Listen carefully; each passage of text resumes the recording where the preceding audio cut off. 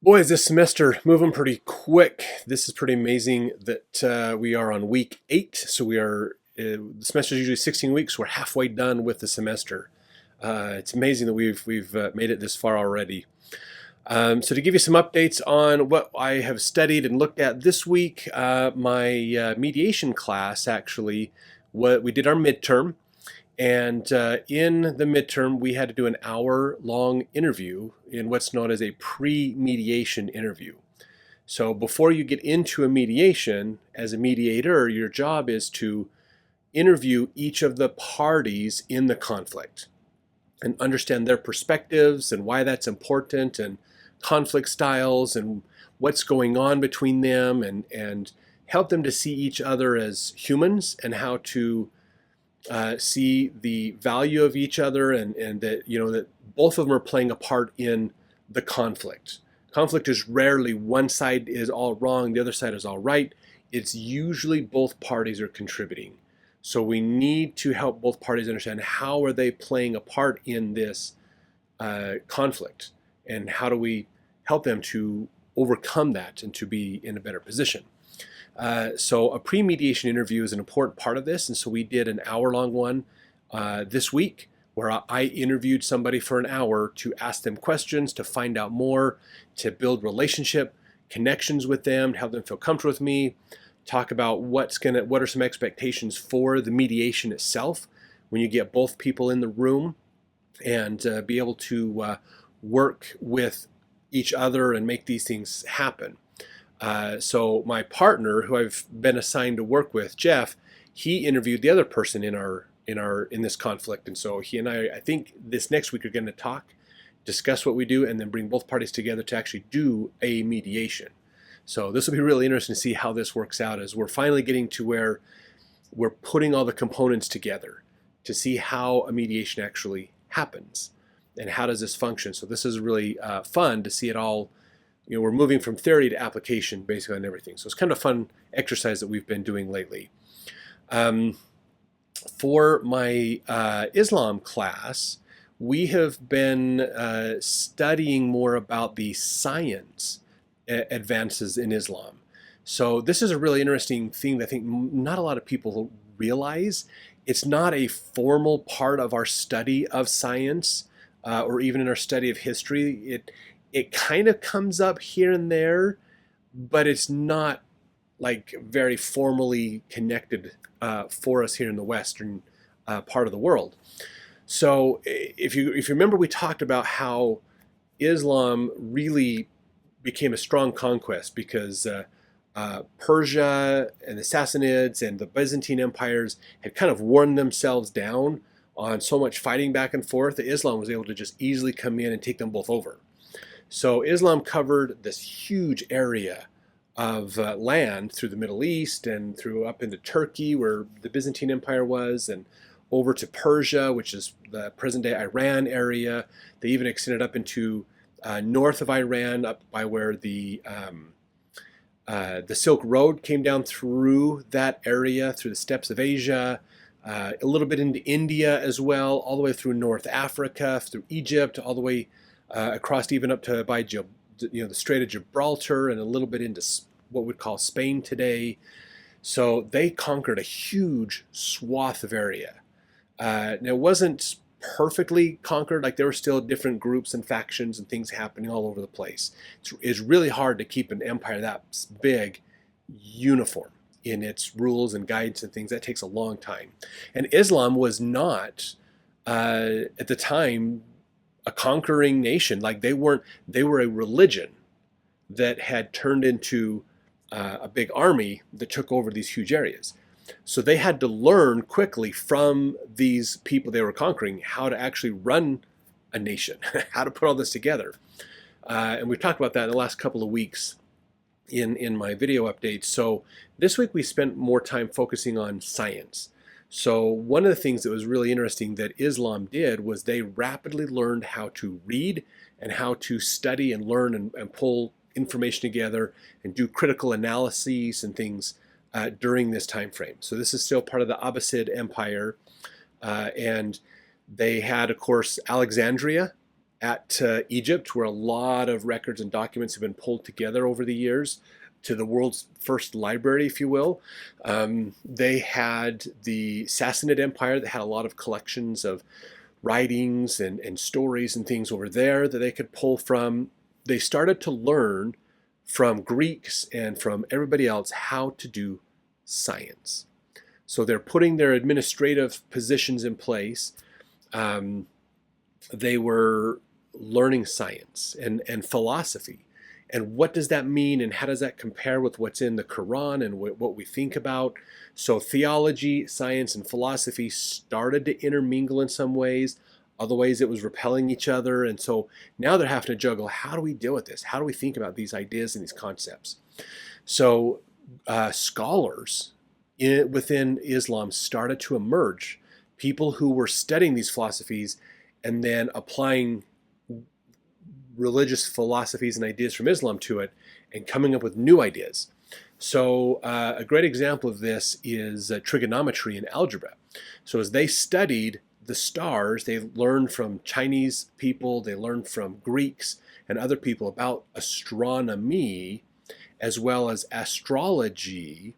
They looked at these stars and said, this is a great way to navigate for our daily prayers, because Islam's, part of Islam is to pray several times a day, and you face towards Mecca. So what if you're a traveler? What if you're all over this vast empire? You need to know where Mecca is. And so they started developing ways of learning from science from all these other people. How do we think in a way that helps us to be better Muslims, basically? And so they came up with a way of navigating stars and understanding directions and so forth to help them to find Mecca no matter where they were in the world. So today we kind of think of it like a compass type idea. They were creating precursors of compasses and other things to help them in navigating and understanding, here's the direction I need to face so that wherever I'm at, I'm facing towards Mecca. And that's really fascinating to think about. So that furthered the science of astronomy and navigations and other things through their trying to scientifically make sure they can be a better worshiper. They studied a lot of mathematics. They started studying more ideas and concepts. In fact, trigonometry and algebra have a lot to do with Islam, because that was part of calculating effects and movements of stars and things to help them to say, here's where I'm at in the world, here's where Mecca would be, here's the direction I got to face, here's how all this is going to work. So they were putting these ideas together and furthered a lot of science. They furthered healthcare science in understanding anatomy and physiology and things. They studied lots of different philosophies, Plato, Aristotle, lots of groups, and they started thinking about it from an Islamic perspective and ideas, creating legal structures and entity. One thing that Islam is really good at is structure, coming up with like legal frameworks and legal structures to understand and think through things. That's a nature of how the religion works, really, through making sure they can do strict interpretation of the Quran and those kinds of things. They've created these legal structures to understand rules and guidelines and what you can and can't do and things, and that helped them to create frameworks of thinking as they look at philosophies and other theories and concepts. So during this time, Islam is actually contributing a lot to science. There's a lot of things we think of today as about science that have some origins and contributions to Islam at this time. So this is around the 10th century time frame that a lot of this is happening, and a little bit beyond there as well. It's really fascinating. If you ever get into studying sciences, like into astronomy or into certain things with chemistry and other stuff, sometimes you'll come across Arabic names, Arabic terms and ideas, or even ancient documents about these sciences that are written in Arabic. That all points to this idea of understand that they understood back then. They had huge advances in irrigation, how to do irrigation. In fact, a lot of the major irrigation systems in Spain, that allowed Spain to transform itself from an arid, deserty country to a very luscious, fertile place for growth is because of the Arab rulers that they had. The Moors is another name for the Arab rulers in Spain. So they Arabic wisdom and understanding was flourishing and taking off. They were learning from the Chinese who had flourished and took off in their wisdom as well, and just it's amazing. They were getting ahead of Europe in their scientific understandings and discoveries and things. But you might think, well, if they were getting ahead, if they were so advanced, why are they not that advanced today? That comes down to a couple of challenges that happened. Some more physical, some were more argumentative in nature. So one of the biggest problems that they faced is as they were growing and this trying to maintain this huge empire and deal with internal strifes and issues and other challenges and problems, the Mongols came in. So the Mongols came over from Siberia, Mongolia area. They had gone down and conquered China, and they also had come over and ran into some of the groups in Europe and down into Rome and those areas, and then they just came through and dominated. So the Mongol Empire, the empire that Genghis Khan built, is still to this day one of the absolute largest nations ever created in the world. It's huge. I mean, it spanned almost the entire Asian continent as well as the European continent, and even down into the African continent a little bit. So it was massive. Like they had this massive empire. I think it ran for around 150 years that they were in power. And then it eventually started to wane and collapse, and China pushed the Mongols out and took back their empire. The other groups around in Europe and others pushed Mongols back eventually, and the Mongols had to retreat, and they lost their empire and then turned into not much today other than a small third world country that we have today, Mongolia. So the Mongols made a big impact. The problem is they didn't really care about the science and the philosophies and things. They were a little bit more literal. We just want wealth, gold, power, those kinds of things, and that was it. So during that time, the progress of science really fell apart, really struggled. China struggled underneath that, and the Muslims, the Islamic Empire, struggled with it too. So they lost about 150 years. The Mongols were never able to successfully conquer all of Europe. They got into Eastern Europe, but they weren't able to get into Western Europe and that area very well because of some of the problems and challenges and issues that were happening. The plague set in and other things like that didn't help either for them. So they kind of left that area alone, which allowed them to keep moving in their progress through education and learning and those kinds of things. So because of the Mongol setback for 150 years, that gave Europe area, Christian areas, an opportunity to progress and to catch up with where China and the Islamic Empire had been. And then inside Islam, as Islam came back, resurged after the Mongols left, came back as an empire and started to dominate and take over these areas again, they had a challenge because science wanted to emerge. People started bringing back the science and philosophies as well as the theology. And now there was a clash between these of what do we do? Do we deal with the science or do we deal with theology? When they clash, who takes over, who wins? And it became an ideological debate that theology won. The fundamentalists won the debate, and they took over for the sciences and things and pushed that down. So theology was the cool people studied theology, the dumb people studied science is kind of the easiest way to think about it. And so that's where basically Islam went backwards when it came to like science and philosophies and progress in contributing to the rest of the world. So that was their problem. And then by this time, again, Christianity was growing. They were getting their sciences and philosophies and ideas moving up there. Their Renaissance time frames, Da Vinci and all those things started to happen, and the Reformations happened later, and all those things took off up there.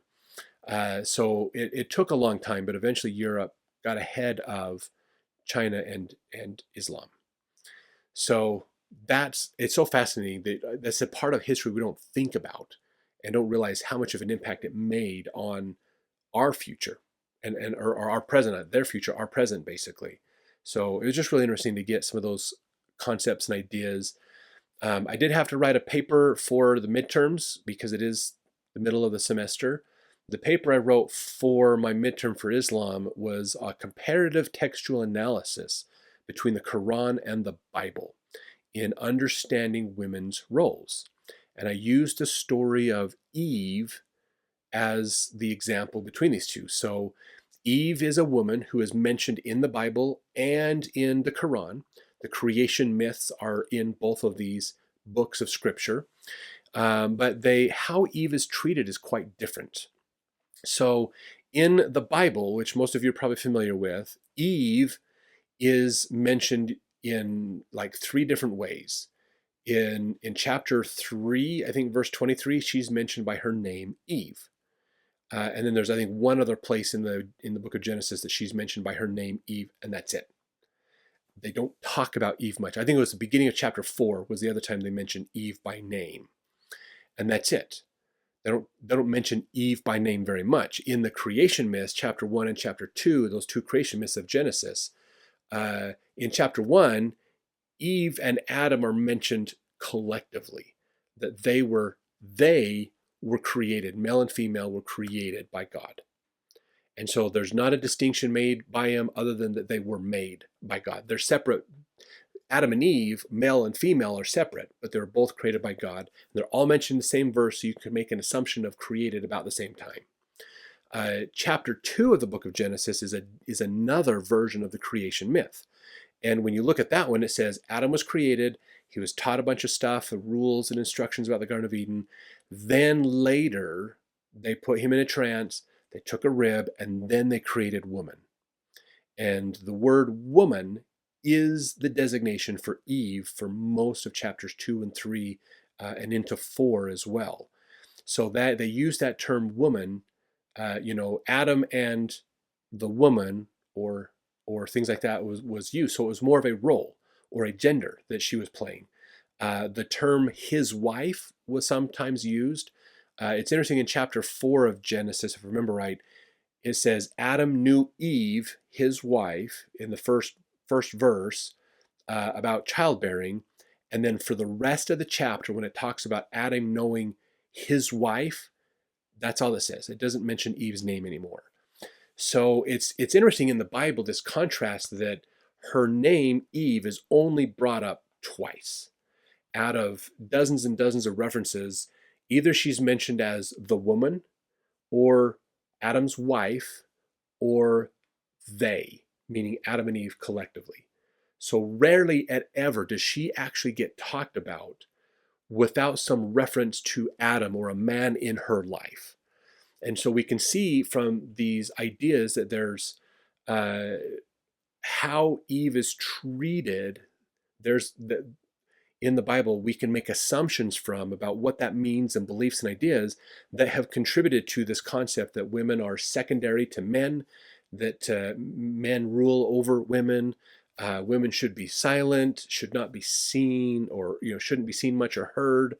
Those kinds of things. So there's a lot of these assumptions when you do a textual analysis of the story of Eve.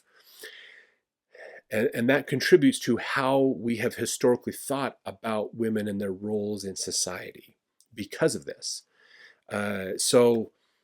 Which has been very common through antiquity. Women were seen often as property, not as a person. So there wasn't as much equality between men and women for millennia. It's been that way a long time. In the Quran, Eve is treated in a very similar way in that she is either mentioned as a they or an us. So it's using a plural term for Adam and Eve, like us, we, they, those kinds of ideas. That's where we see a lot of Eve come in. Or Adam's wife is usually the other one that we see. So what's interesting in the Quran is Eve is even less specifically mentioned in the Quran than in the Bible. And so we can see the contrast between how women are treated in Islam versus versus Christianity historically, because even in the Quran, women weren't given much of an identity, an opportunity to identify themselves separate from men. And so in Islamic history and ideas and thoughts, women aren't anything by themselves. They have to have a man with them. And so they're seen as these roles. Women are attachments to men, but men are the rulers and the leaders. And so you can see how these when you analyze how women are portrayed, that is where assumptions have been made from that have allowed for women to be treated the way they have historically. Now that is changing and evolving in Christianity and Islam, and more women's rights are coming out and more equality and opportunities are happening. I'd say in Christianity it's progressing faster than in Islam, but there are changes and adjustments. And so that was what my paper was about. It was kind of a fun one to write. I hope I do well on it. That'd be a really good one. All right, so let's talk about my historical research class. For this week, we had to do an outline of what's called part 2 of our paper. So part 1 is the historiography of our paper, the kind of state of the research, the concepts and ideas we did. So that 8 pages was about the contrasts of religion and law in history. We talked a lot about some of those ideas. You can watch those videos to get more in that if you want to. Part 2 is where we focus more on the primary sources of what is the argument we're trying to make and how do we demonstrate what was going on and how that works out. So in part 2 is where the research about what are the laws in England and what are the worship practices of LDS Church and how did they sometimes not get along, not work well together. So a great example is in the LDS Church, there is the idea of the word of wisdom. The word of wisdom says you should abstain from drinking alcohol and tea, predominantly meaning the Camellia sinensis plant, which is green teas and black teas and yellow teas and chais and those things. Not so much herbal tea, but the teas made from the green tea plant, the Camellia sinensis plant. And then also tobacco products too. So this is really interesting because alcohol has been a very common consumed beverage in England. And it's so commonly consumed in England that the culture of social norms in England revolve around meeting for a drink. Oftentimes we see this portrayed in cultural movies around ancient England, historical England, or even if we're trying to give an air of medieval England in something like even in Lord of the Rings, we see the hobbits have this culture around coming together, sharing in their successes of their crops and things, hanging out at a bar. They're getting together to drink a pint. And that's a common thing. In Lord of the Rings, we see that. J.R. Tolkien was an Englishman.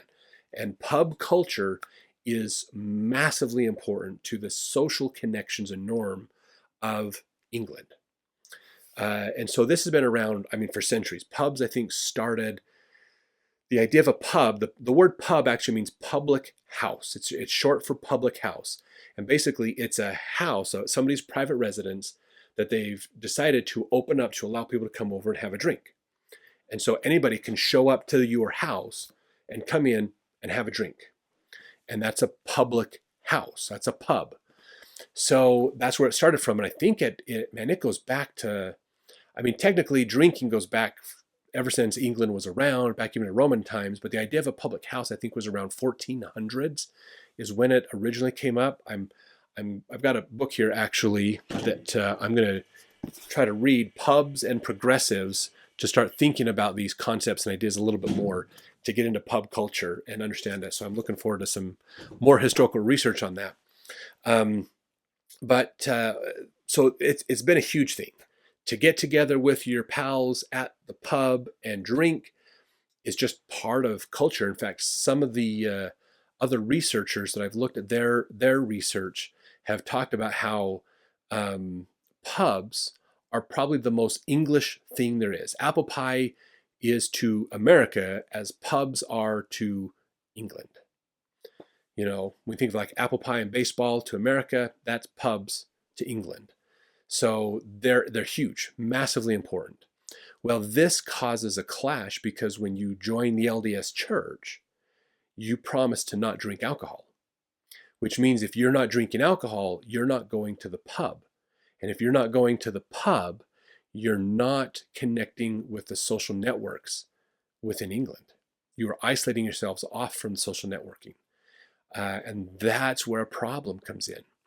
So pubs really took off a lot in the 1800s. Rules and laws and things eventually evolved in England to say that in order to have a pub, to make this more legitimate, you have a business, you got to file for a business license and things, then you need to be connected to a brewery that can provide you with alcohol. So this law allowed breweries to become very wealthy and popular because if you were a good brewery, you could get a lot of people who'd sell your beer, and then you would gain more locations to sell it at. And that was great. Well, they ran into some problems in the 1800s.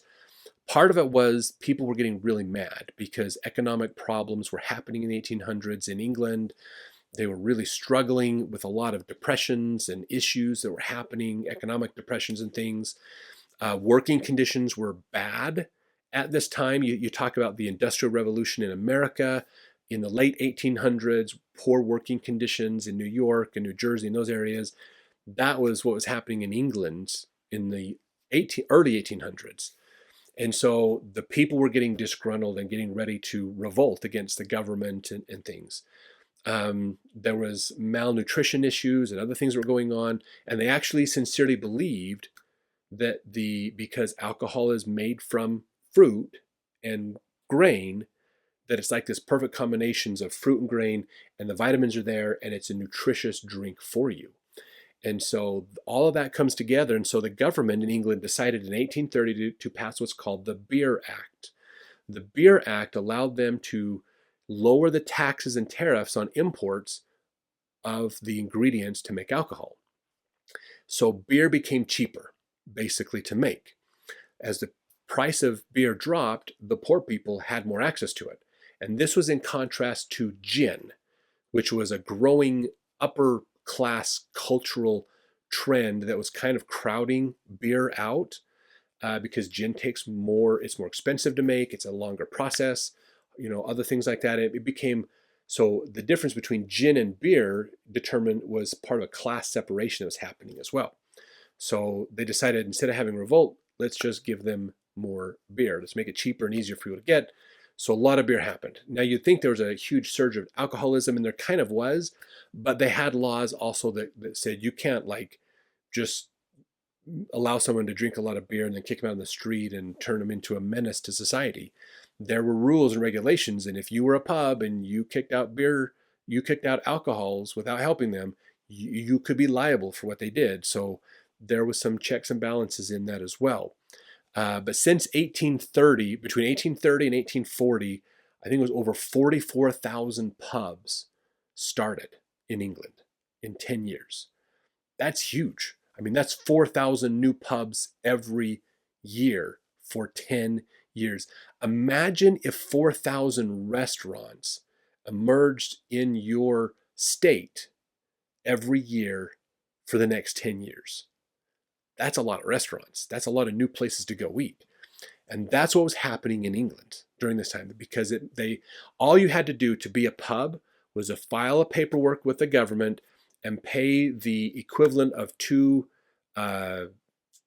pints of beer. I think it was a Heineken was that they were using. I don't remember what it was they were using at the time, but that's what you had to do. You pay the fee was worth about the value of 2 pints, and you were a pub. You didn't have to follow health codes. You didn't have to get the government to sign off on your pub. You didn't have to do anything. And you could sell whatever you wanted. You didn't have to sell from the major brewers. So people who were making their own moonshine and doing other things could sell it and have it. So you could literally open up any house you wanted, if you owned it, to be a pub, and you could take it and run with it. And so it just made it super easy to basically become a pub. So it exploded. It took off. Alcohol became even more endearing.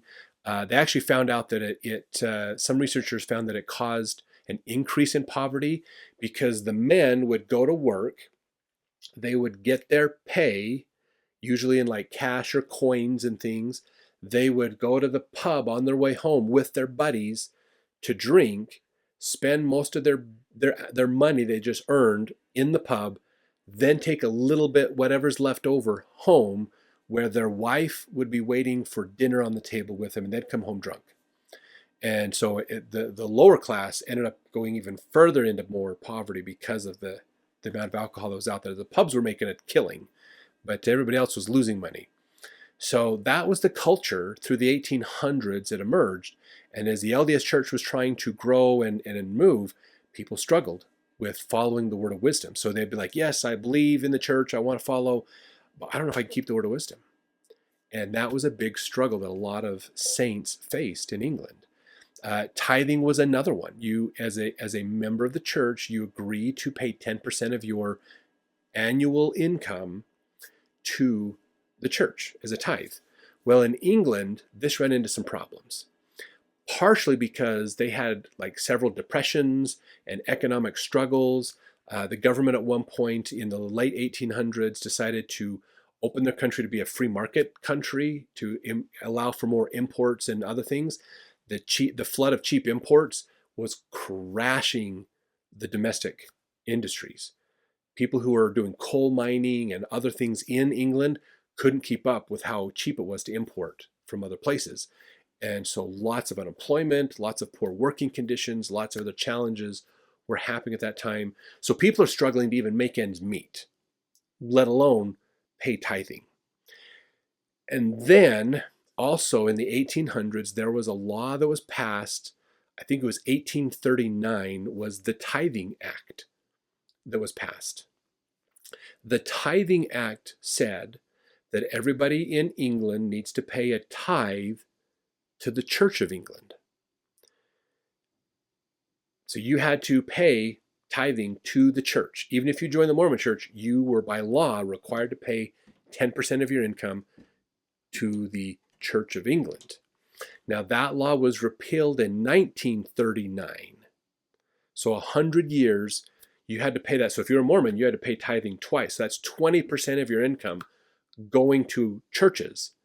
And if you're already struggling to make ends meet too, it just makes it even harder to join the church and add that extra 10% on.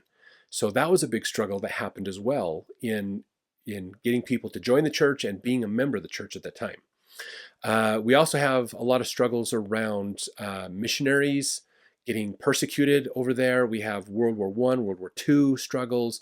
I'll talk about those in future videos, but that's kind of a good start for now. So that's where some of my research is leading. And so I'll tell you more as we get into subsequent videos in the future. So thanks for watching. Hope you guys enjoy these videos. Please share them out so more people can find them and connect and follow. Like the videos, subscribe to the channel, tell people about the channel. We'd love it to get more people to come learn and improve their understanding of history too. Thanks.